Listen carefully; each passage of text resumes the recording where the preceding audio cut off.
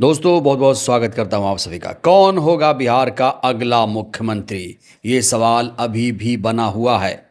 इस बीच नीतीश कुमार ने बिहार में बड़ा खेला कर दिया है। नीतीश कुमार ने अभी तक इस्तीफा नहीं दिया है। क्या है उनका प्लान? कहीं ऐसा तो नहीं कि नीतीश कुमार फिर से पलटी मार देंगे?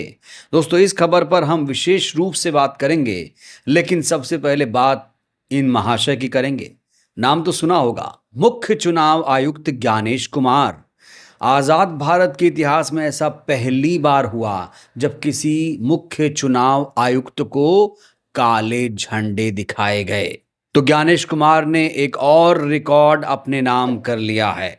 भारत के ऐसे पहले चुनाव आयुक्त बन गए जिनका विरोध अब जनता कर रही है।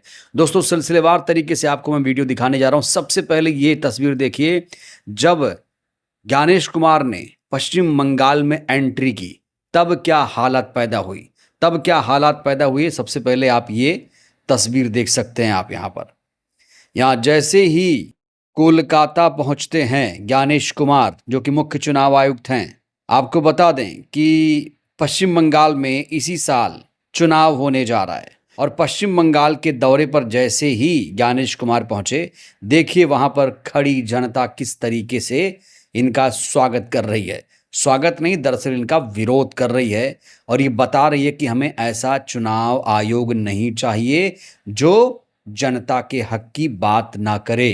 तो ज्ञानेश कुमार के खिलाफ कितना गुस्सा है लोगों में, ये तस्वीर देखकर आप सहज ही अंदाजा लगा सकते हैं। वहीं एक और तस्वीर निकलकर सामने आई, जब ज्ञानेश कुमार कोलकाता के एक मंदिर में पहुंचे दर्शन करने के लिए, तब वहां पर किस तरीके से लोगों ने इनका विरोध किया, ये तस्वीरें आप देखिए। मुख्य चुनाव आयुक्त मंदिर में दर्शन के लिए पहुंचे थे, तभी गुस्साए लोगों ने ज्ञानेश कुमार को काले झंडे दिखाए। ये तस्वीरें देखिए दोस्तों आप। काले झंडे का मतलब क्या है? जबरदस्त विरोध, आक्रोश, नाराजगी। काला झंडा इसी के लिए इस्तेमाल किया जाता है कि हम आपसे बहुत नाराज हैं, हम आपको पसंद नहीं करते हैं। तो यहां पर ज्ञानेश कुमार को लोग काले झंडे दिखा रहे हैं और बता रहे हैं, ज्ञानेश कुमार आपका काम सही नहीं है, आप जो कर रहे हैं वो सही नहीं है, वो लोकतंत्र के लिए सही नहीं है। कहने को तो जो चुनाव आयोग है वो लोकतंत्र का प्रहरी है, निष्पक्ष चुनाव कराने की जिम्मेदारी उसके कंधों पर है, लेकिन हमारे मुख्य चुनाव आयुक्त कितना निष्पक्ष हैं, इन तस्वीरों को देखकर आप सहज ही अंदाजा लगा सकते हैं। यहाँ आप देख सकते हैं किस तरीके से उनके खिलाफ नारेबाजी की जा रही है और उनको काले झंडे भी दिखाए जा रहे हैं। लेकिन ये सब होते देख ज्ञानेश कुमार को कुछ भी फर्क नहीं पड़ा दोस्तों, कुछ भी चेहरे पर शिकन तक नहीं आई। एक और तस्वीर मैं आपको दिखाने जा रहा हूं। यहाँ आप देखिए रौला इनका, देखिए हाव भाव चाल ढाल देखिए। पहले कहा जा रहा है कि इनका जो अपीयरेंस है मोदी शाह जैसा है, रिटायरमेंट के बाद ये अब राजनेता बनने की पूरी तैयारी कर रहे हैं। लोग तो यहाँ तक कह रहे हैं कि ज्ञानेश कुमार को रिटायरमेंट के बाद राज्यसभा भी भेज दिया जाएगा, इस तरह की बातें भी अब होने लगी हैं।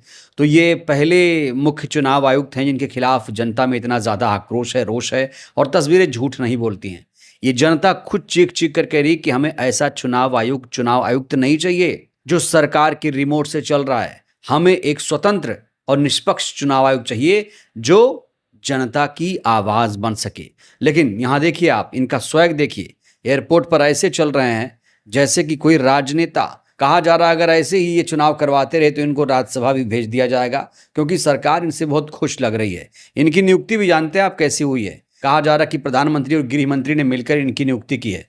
अभी मुख्य चुनाव आयुक्त की नियुक्ति के लिए नियम भी बदल गया, कानून भी बदल गया। पहले उसमें सीजीआई को रखा जाता था, अब उसमें सिर्फ विपक्ष के नेता हैं। तो अभी जो मुख्य चुनाव आयुक्त हैं उनकी नियुक्ति ही कहा जा रहा है निष्पक्ष नहीं है, तो फिर वो निष्पक्ष तरीके से काम कैसे करेंगे, ये अपने आप में बहुत बड़ा सवाल है। इस बीच ज्ञानेश कुमार के खिलाफ अब संसद में महाभियोग प्रस्ताव भी लाया जाएगा। इस बात को लेकर घोषणा कर दी गई है। कहा जा रहा है ओम बिरला के बाद देश के मुख्य चुनाव आयुक्त ज्ञानेश कुमार के खिलाफ भी महाभियोग प्रस्ताव लाने की तैयारी की जा रही है। और ये भी एक अपने आप में इतिहास है। अगर ज्ञानेश कुमार के खिलाफ महाभियोग लाया जाता है तो ये भी एक रिकॉर्ड होगा। ज्ञानेश कुमार के नाम एक और रिकॉर्ड दर्ज हो जाएगा कि न सिर्फ इनको काले झंडे दिखाए गए, बल्कि इनके खिलाफ महाभियोग इम्पीचमेंट भी लाया गया। दोस्तों आपको बता दें, चाहे मुख्य चुनाव आयुक्त हो, चाहे सुप्रीम कोर्ट की सीजीआई या जज हो, उनको हटाने के लिए, चाहे वो स्पीकर हों, उनको हटाने के लिए इम्पीचमेंट लाया जाता है, महाभियोग प्रस्ताव लाया जाता है। और ऐसे ही मुख्य चुनाव आयुक्त को हटाने का हमारे संविधान में प्रावधान है। तो अब देखते हैं मुख्य चुनाव आयुक्त के खिलाफ महाभियोग प्रस्ताव कब लाया जाता है, क्या उसमें विपक्ष सफल हो पाएगा, यह भी बड़ा सवाल है। लेकिन यहां सफल असफल की बात अलग है। कहा जा रहा है अगर आ ही जाएगा तो फिर इनके करियर पर एक बहुत बड़ा दाग लग जाएगा। इतिहास में लिखा जाएगा कि ये ऐसे पहले मुख्य चुनाव आयुक्त हैं जिनके खिलाफ महाभियोग लाया गया। तो महाभियोग लाया जाना ही इनकी हार हो जाएगी, चाहे कुर्सी से हटें या ना हटें। कहा जा रहा है इन्होंने पद और गरिमा को तार तार किया है। इस बीच पश्चिम बंगाल की सीएम ममता बनर्जी ने ज्ञानेश कुमार को लेकर एक बहुत बड़ा बयान दिया। ममता दीदी ने सीईसी ज्ञानेश कुमार पर तंज कसा और कहा, साहस होना अच्छी बात है लेकिन दुस्साहस अच्छा नहीं है। तो इन्हें दुस्साहसी बता रही ममता बनर्जी। ममता बनर्जी ने कहा कि इनका जो रवैया है, इनका जो व्यवहार है वो अच्छा नहीं है, विपक्ष के प्रति इनका जो आचरण है, व्यवहार है, अच्छा नहीं है। ये धमकी देते रहते हैं, इनका व्यवहार जो है धमकी भरा व्यवहार होता है और इसीलिए ऐसे चुनाव आयुक्त की किसी को कोई भी ज़रूरत नहीं है। अब दोस्तों हम बात करेंगे बिहार चुनाव की। देखिए बिहार में अभी क्या अपडेट है। बिहार में सबसे बड़ी अपडेट यही है कि जो नीतीश कुमार हैं उन्होंने अभी तक इस्तीफा नहीं दिया है।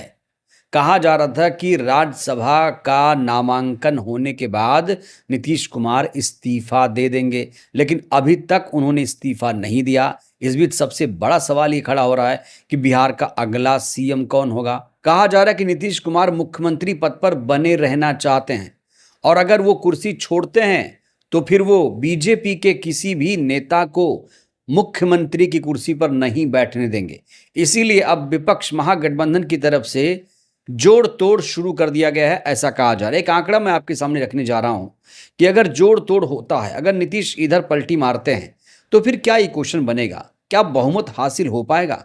यहां देखिए कुछ पार्टियों के नाम और सीटें आपके सामने हैं।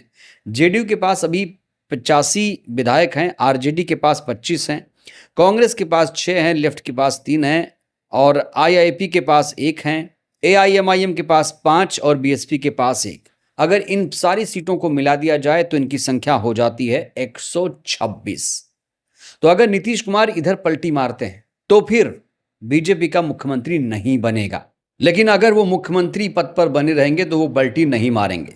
देखिए अभी जो नीतीश कुमार के साथ हो रहा है, कहा जा रहा है उनकी मर्जी के खिलाफ सब कुछ हो रहा है। वो राज्यसभा नहीं जाना चाहते हैं, लेकिन एक नई स्क्रिप्ट लेकर आए हैं। लोग कह रहे हैं कि नीतीश कुमार तो चाहते हैं कि वो राज्यसभा चले जाएं, विधानसभा चले गए, विधान परिषद चले गए, लोकसभा चले गए, मंत्री बन गए, मुख्यमंत्री बन गए, वो राज्यसभा जाना चाहते हैं।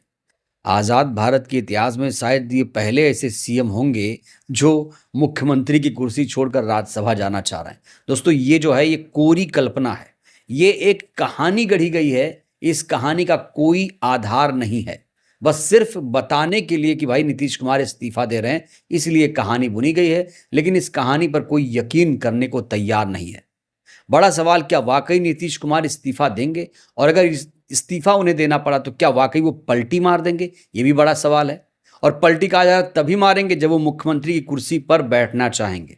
इनके पास 85 सीटें हैं जेडीयू के पास। सोचिए, तो अगर इधर आते हैं महागठबंधन की तरफ तो कहा जा रहा है कि वो मुख्यमंत्री की कुर्सी पर 5 साल तक बने रह सकते हैं, लेकिन क्या ऐसा मुमकिन हो पाएगा? क्योंकि पूरी कहानी, पूरी पटकथा तो जनता को दिखा दी गई, मीडिया पर सब कुछ सार्वजनिक हो गया कि अब तो राज्यसभा जा रहे हैं, तो राज्यसभा जा रहे हैं तो इस्तीफा देना पड़ेगा। तो फिर इस्तीफा दे देंगे तो क्या इधर पलटी मारेंगे या फिर बीजेपी का सीएम बनेगा? दोस्तों इस सवाल को लेकर आप लोग क्या सोचते हैं, राय दीजिएगा। और हमारे ज्ञानेश कुमार कितने निष्पक्ष हैं, राय जरूरी है। धन्यवाद।